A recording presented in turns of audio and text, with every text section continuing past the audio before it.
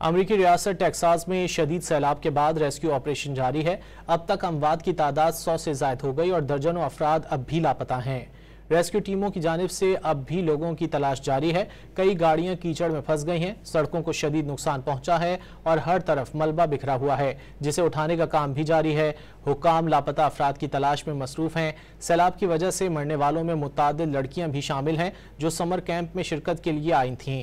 खौफनाक सैलाब से तबाही के बाद इंतजामिया की कारकर्दगी और पेशगी इक़दामात पर सवाल उठ रहे हैं। सेनेट में डेमोक्रेट रहनुमा चक शूमर ने इंस्पेक्टर जनरल को इस हवाले से खत लिखा है। चक शूमर ने कहा है कि कौमी मौसमियाती सर्विस की कारकर्दगी पर संगीन सवालात उठ गए हैं। क्या स्टाफ की कमी से वार्निंग में ताखीर या दुरुस्ती में कमी आई? अमरीकी मीडिया ने कहा कि नेशनल वेदर सर्विस का सैन एंटोनियो दफ्तर भी अमले की कमी का शिकार है। सैलाब के दौरान वार्निंग कोऑर्डिनेटर की नशिस्त खाली थी। टेक्सास के मुख्तलिफ इलाकों को सैलाब ने उस वक्त अपनी लपेट में लिया जब लोग वीकेंड को भरपूर तरीके से इंजॉय करने की तैयारियों में मसरूफ थे। दूसरी जानिब अमरीकी सदर ट्रंप ने वफाकी कटौतियों से हलाकतों के ताल्लुक को मुस्तरद कर दिया है।